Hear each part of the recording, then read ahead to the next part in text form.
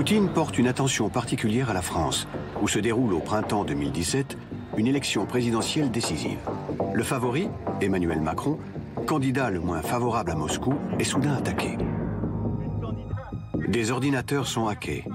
Des fake news relayées par les réseaux russes, comme celle d'un compte offshore. 100 millions d'euros, ça disparaît pas dans la nature. En pleine campagne électorale, Poutine affiche son soutien à la candidate d'extrême droite Marine Le Pen en la recevant durant 1h30. C'est la première fois que Poutine prend aussi ouvertement parti dans une élection occidentale. Ça va? Qu'est-ce qu'il y a? Bah, vous avez mal? Non, j'ai une petite douleur là. Ah. Et ben voilà, vous êtes empoisonné comme un Abramovich. Sergueï, ouvre-moi le cul!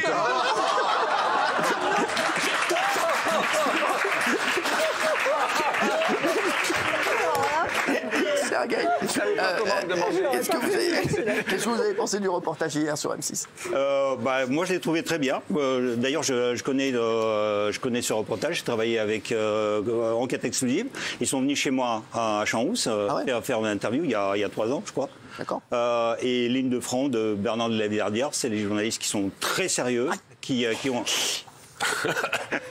C'est le foie, ça. Et donc, ouais. Ouais. C'est quoi? C'est pas moi, hein. Non, mais t'inquiète, vas-y. Ouais. Et donc, moi, j'ai pensé que c'était une très très bonne enquête, très documentée, dans des régions différentes, sur les questions différentes, y compris sur la question de l'Afrique, qu'on connaît un peu moins que l'Ukraine, de laquelle on parle actuellement. Je te rappelle tout à l'heure. Pierre Gentillet, merci d'être là. Merci. Avocat, vous n'avez pas du tout apprécié les reportages sur Vladimir Poutine. Vous dites, c'est simple, à vos yeux, c'est hallucinant de bêtises et c'est de la propagande. Vous avez même tweeté, c'est hallucinant de bêtises, propos péremptoires, des témoignages exclusivement à charge d'approximation et d'omission.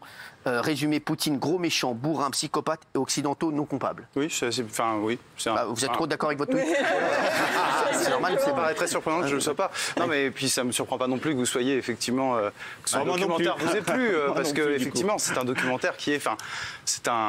Si on veut comprendre qu'on est dans une guerre de l'information, alors oui, il faut regarder ce reportage, il faut regarder ce documentaire. Parce que moi, je l'ai regardé pour tout vous dire.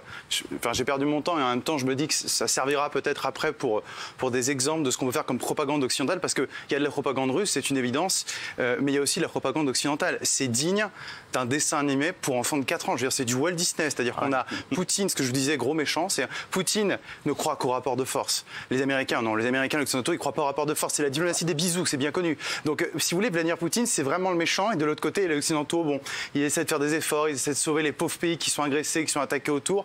Il n'y a aucun rapport de force économique autour, il n'y a pas d'intérêt, non. Il y a une vision, c'est celle d'un Poutine qui va envahir tous les États baltes, l'Ukraine. Je ne conteste pas que l'Ukraine soit envahie par Poutine, mais il y a cette idée qu'il va reconstituer l'Empire soviétique. Pour vous, pourquoi pas demain attaquer la France? Pour vous, c'est quoi? Pour vous, c'est pas aussi simple que ça? Non, c'est pas aussi simple. C'est difficile. Alors, normalement, là, dans ce genre de documentaire qui se présente comme quelque chose de rationnel, on aurait pu, en 1h30, essayer de présenter la complexité des choses. Par exemple, de présenter la responsabilité, typiquement sur l'affaire ukrainienne, des Occidentaux. Si la faute, et évidemment l'erreur de Vladimir Poutine, c'est celle d'envahir la Russie, il y a une responsabilité. Expliquez-nous la responsabilité des Occidentaux. Expliquez-nous la responsabilité des Occidentaux. La première responsabilité des Occidentaux, c'est de ne pas avoir respecté le droit. Moi, vous m'invitez aussi comme avocat, je vous dis, non, mais il faut rattacher ça au droit. Des accords avaient été conclus en 2014 et en 2015, s'agissant du statut de l'Ukraine, et en particulier, vous savez, il y a eu une guerre civile en Ukraine, on l'a un peu oublié, parce qu'on découvre une guerre, mais je tiens juste à rappeler à vos téléspectateurs, ça fait 8 ans que cette guerre dure. Des morts civiles, il y en a des milliers de l'autre côté, d'accord? Et on n'a pas eu de sanctions contre l'État ukrainien, parce que l'armée ukrainienne a bombardé ces populations. Donc il y a une guerre qui existe, il y a des accords qui avaient été signés avec l'Ukraine, avec la Russie, avec les Occidentaux, sur une neutralisation, enfin une fédéralisation de l'Ukraine et progressivement une pacification de ce territoire. Ça n'a pas été respecté. Voilà, maintenant on est arrivé à une extrémité. Je vous dis, moi évidemment, j'approuve pas l'invasion de l'Ukraine par la Russie. Je raisonne en tant que Français. Je pense que ça va déstabiliser l'Europe, mais les Occidentaux ont une responsabilité. Et ce reportage, précisément, a fait totalement l'impasse là-dessus. Alors, on vous a mis les 5 extraits les plus importants pour nous. On va passer au troisième. Les méthodes de Vladimir Poutine sont souvent extrêmes. Pour gagner au plus vite la guerre en Ukraine, il aurait, là encore, essayé de passer par des moyens complètement fous. C'est ce qu'ils disent dans le reportage. Il voudrait directement éliminer le président ukrainien. Regardez. On l'entend. Le cuisinier du Kremlin, Evgeny Prigojine, a déjà déployé ses mercenaires en Syrie, en Libye, au Venezuela ou au Mali. Aujourd'hui, il serait arrivé par centaines en Ukraine. Les combattants de Wagner auraient été envoyés sur le terrain avec une mission bien précise. Traquer et tuer le président Zelensky. D'où viennent ces informations? Non mais d'où viennent ces informations? De la télévision. Quelle est la source? De la télévision. Oui, de la télévision. Oui, de la télévision. Ça, ils étaient sur le terrain, contrairement à vous. Ils sont allés en Afrique. C'est vraiment l'argument quand on n'a rien à dire. Non, venez ils sur le sont allés terrain. en Afrique. Vous feriez une bonne carrière politique. De quel endroit viennent ces sources? Moi, je vais vous le dire. Oui, des Anglais. Donc, des gens qui sont dans le camp en face, des Américains et des Ukrainiens. Donc, écoutez, on ne peut même pas vérifier ces informations. On est en guerre de l'information et on prend ces informations comme étant sûres. Je veux dire, rien que ça devrait nous interroger. Ouais. Pourquoi vous n'allez pas à Moscou, habiter à Moscou? Parce que je suis français. Non, mais si vous adorez Poutine, non, mais ça, voilà. Non, mais je vois votre terrorisme intellectuel arriver. Vous adorez Poutine, vous auriez pu dire j'idole Poutine aussi. Ce n'est pas quelqu'un qui bombarde depuis un mois les Ukrainiens. Nous, on regarde la télévision. Et l'armée ukrainienne bombarde depuis 7 mois le Donbass. Depuis 7 ans le Donbass. L'armée ukrainienne a bombardé les Russes, l'armée russe qui était au Donbass. Au Donbass, l'armée russe. Est-ce que vous saviez que c'est l'armée russe? Vous avez parlé de la guerre civile. Oui. Depuis 2014. Les enquêtes de complément d'enquête, les équipes de complément d'enquête, ils sont allés à Donetsk et à Lugansk. Ils sont allés, moi je les connais, Sylvain Biget et d'autres personnes qui sont allés là-bas. Il y a l'armée russe officielle, il y a un juge de Rostov, il y a un juge de Rostov qui a reconnu que c'est l'armée russe qui se bat là-bas. Et les Ukrainiens donc défendent leur territoire et donc ils bombardent l'armée russe. Monsieur, pourquoi vous n'êtes pas allé là-bas? Pourquoi vous n'êtes pas allé là-bas? C'est du terrorisme intellectuel. Alors, s'il vous plaît, l'un des principaux opposants russes au régime de Vladimir Poutine s'appelle Alexei Navalny. C'est un avocat et militant politique qui a une immense popularité en Russie. Trop grande aux yeux de Vladimir Poutine, c'est ce qu'il nous disait dans le documentaire, qui aurait voulu l'éliminer, regardez, en tentant de l'empoisonner. Bien sûr. On l'entend souffrir, hurler de douleur sur cette vidéo. Inconscient, sur un brancard, l'un des principaux opposants à Vladimir Poutine, entre la vie et la mort. Soigné dans un hôpital allemand, il survit miraculeusement. Alexei Navalny parvient à piéger un membre du commando du FSB, chargé de l'empoisonner. Au bout de plusieurs minutes de conversation, Alexei Navalny obtient des confidences. On avait tout calculé, avec une marge d'erreur. Malgré l'évidence, Poutine nie toute implication de l'État russe. Si on avait voulu, l'affaire aurait été menée à son terme. Alors, il a simulé, hein, c'est ça, selon vous? Il a simulé en criant comme... J'ai rien dit pour l'instant, mais allez-y parler. Hein. Ok. Non, mais cet empoisonnement, selon vous, il y a une réalité? Attendez, je crois ou que vous n'avez pas compris une chose. Je suis avocat, mais je ne suis pas l'avocat de Vladimir Poutine. Il n'a pas passé plusieurs mois dans le coma. Oui, d'accord, très bien. Donc on doit envahir la Russie, tuer Poutine et puis bombarder tout le pays. C'est ça ce qu'il faut faire? On va essayer de raisonner 30 secondes, monsieur. Que Vladimir Poutine utilise des méthodes qui ne sont pas les méthodes des Occidentaux, des méthodes qui soient non démocratiques. Je suis d'accord avec vous. Moi, je raisonne en tant que Français. Je n'ai pas envie de me retrouver en guerre avec la Russie. Vous peut-être, moi non. Vous faites partie de l'association de dialogue franco-russe encore? Tout à fait, je suis membre du bureau de l'association de dialogue franco-russe, absolument. Ça, vous y êtes toujours? Bien sûr, je suis toujours, oui. Depuis 2004, non, ça existe depuis 2004, ça a été financé par Jacques Chirac, fondé par des Français et par des Russes. Financé par ça a été par Jacques, non, c'est faux, par Chirac et par Poutine. Ça a été fondé en 2004 et effectivement, je suis membre du bureau du dialogue franco-russe depuis 3 ans. 2 ans et demi, 3 ans à peu près. C'est quoi le dialogue franco-russe? Le dialogue franco-russe, c'est une association de droit français 1901. D'accord. Voilà. Et qui organise des conférences, qui essaie de faire le rapprochement entre la France et la Russie, même dans les périodes difficiles. Alors je sais que c'est compliqué à entendre, parce que quand on entend ça, on a l'impression que ça veut dire vassalisation, que ça veut dire soviétisation. Mais cette organisation, elle a un poids sur la Russie ou pas du tout?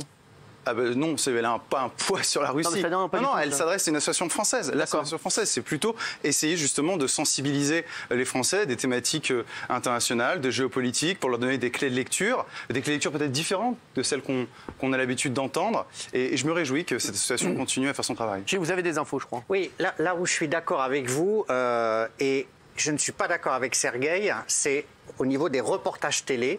Je les trouve très à charge. Et moi, Sergueï, il y a quelque chose qui me gêne. On a l'impression quand même que dans ces reportages-là, on réécrit l'histoire comme si on savait. Alors on présente Poutine comme le diable, le démon. Mais si on le savait, pourquoi on le fait maintenant? Pourquoi on ne l'a pas fait avant? En fait, on oriente tout à l'aune de ce qui se passe. Et ça, c'est une faiblesse énorme. Excusez-moi. Ben si, les empoisonnements, par exemple, si vous le saviez, le polonium. Non mais écoutez-moi juste une seconde. Le polonium, le Novichok, toutes les saloperies. Mais il n'y a jamais eu de doc là-dessus. Tout le monde le sait. Vous le saviez, mais moi je ne savais pas. Il y a les Anglais qui ont mené les enquêtes. Les Anglais ont mené les enquêtes. En doc, on a déjà vu un doc comme ça en France? Mais non, moi j'ai c'est quand même bien la France et l'Allemagne qui ont sauvé Navalny et qui lui ont permis de l'être rapatrié. C'est pas ce que je vous dis. Je vous dis que les reportages télé, je le rejoins, sont quand même orientés. Et pourquoi on les a pas fait avant? En fait, on réécrit l'histoire maintenant. On présente Poutine comme un démon. Mais si c'était ça, on nous sort des archives. Tout le monde sait depuis 15 ans que Poutine est un dictateur. Mais moi je te parle des reportages télé. Pourquoi on les a pas fait avant? Lui, il parle de propagande. Alors franchement, ça fait 20 ans que je publie ça pour les Russes. Et là, c'est pareil. Honnêtement, je vois pas. Poutine, c'est quand même pas. C'est un vrai danger. Et ça fait 15 ans qu'on le sait. Et on était faibles. Peut-être on était faibles. Mais c'est un danger pour qui, monsieur? Excusez-moi, qu'est-ce qui se passe là? Attendez, en Ukraine, d'accord, mais d'accord, écoutez, en Ukraine déjà. Le mec il dit on va vous mettre des bombes atomiques sur la gueule, je sais pas. C'est pas un danger? Non, c'est pas ce qu'il a dit. Non. Il a dit qu'il mettait en place le système de défense nucléaire. Et Le Drian a dit exactement la même chose. Mais en fait, c'est la propagande soviétique, en fait. Non, l'Union soviétique n'existe plus. Ouais, les Russes a joué sur les mots, oui, bien sûr. Non, c'est pas la même chose, justement. On va revoir un dernier extrait. Alors qu'il est arrêté à son retour en Russie, on a parlé de Alexei Navalny il y a un instant, l'un des principaux opposants russes au régime de Vladimir Poutine. Il a fait une enquête, il a publié où il révèle une partie de la fortune de Vladimir Poutine. Il parle notamment d'une maison. Regardez quelle somme pourrait valoir la maison. Poutine s'est fait construire cet immense palais de 17 000 mètres carrés sur les rives de la mer Noire. Coût estimé de ce projet mégalomaniaque, plus d'1 milliard d'euros. C'est le symbole des 20 années de règne de Poutine, le symbole des lois répressives et du vol des pauvres, de toutes les incarcérations. Et tout ça pourquoi? Pour de l'or et du marbre. Mais le résultat est finalement de très mauvais goût. Tout cela traduit une vie de petite envergure, extrêmement minuscule. En fait, il veut se prouver à lui-même et aux autres qu'il est un grand personnage historique. Alors, vous voulez dire quelque chose, Sergueï? Déjà par rapport à ces documentaires, par exemple ça, c'est très documenté, il y a une très grande enquête qui a été menée avec les noms, avec la provenance des fonds. Le terrain appartient au FSB, le terrain est gardé par les forces de la protection de la présidence de Russie. Si c'est pas Poutine, pourquoi elle le protège? Il y a autre chose aussi, ce documentaire qu'on a vu sur M6 et l'autre sur la 5, c'est 2 documentaires. Face à ça, vous aviez Russia Today, Sputnik, qui pendant 20 ans, en français, ont bombardé le public français avec la propagande russe. Ils existent depuis 6 ans, pas 20 ans. Non, 20 ans.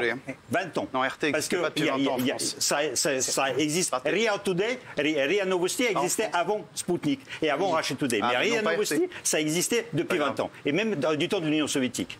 Voilà. Et donc, pour compenser ça, peut-être ce documentaire, ok, il ne regarde que le côté négatif. Mais ce côté négatif, il va peut-être compenser juste un tout petit peu cette propagande poutinienne qui est là depuis plusieurs années. Merci Sergueï. Pierre, vous voulez rajouter quelque chose? Oui, tout à fait. C'est-à-dire que j'ai vu ces images et c'est vrai qu'on est d'accord que c'est la résidence secondaire du président de la Fédération de Russie. C'est ça. On a filmé. C'est ça. Alors je voudrais féliciter les journalistes qui ont fait ça parce que c'est vrai que pour une équipe de journalistes étrangers, arriver à mettre un drone qui survole la résidence du président de la République de Russie, elle doit être très mal surveillée. Donc j'espère que les services de renseignement russes ont vu le reportage et vont essayer de faire... On avoue que c'est une meuf de Castaldi. Non, mais juste pour dire une chose, après elle est terminée, c'est vrai qu'encore une fois, c'est ce qu'on disait avant, ce que vous disiez, Gilles Verdès, je vous rejoins, c'est-à-dire que pourquoi ça arrive maintenant? Pourquoi est-ce qu'on parle de ça maintenant? Sans doute, peut-être, oui, écoutez, ça existe. Moi, je veux dire, en tant que Français, écoutez, ce qu'il fait, ça regarde son pays, ça regarde ses habitants. C'est peut-être mal. Dans les caisses comme ça. Non, mais attendez. Je veux dire, on fait quoi? En fait, ma question, c'est quoi? On fait quoi? Donc, comme Vladimir Poutine a pris de l'argent, 1 milliard, donc faut pas aider l'Ukraine. Construire là-dessus. Donc on fait quoi? On bombarde la Russie, on bombarde la ville. Faut pas aider l'Ukraine pour vous dire. Mais quel rapport? Non, mais justement, c'est très intéressant. Pourquoi vous dites ça? Vous reliez ça à l'Ukraine. Donc ça veut bien dire que ce reportage, vous voyez, est fait pour nous aiguiller sur des positions qui n'ont rien à voir et qui sont liées à un conflit. Non, nous sommes dans une guerre de l'information. On est en train d'essayer de décrypter un homme qui est dangereux pour l'Europe. C'est surtout ça. On est en guerre avec l'Ukraine. Merci les chéris.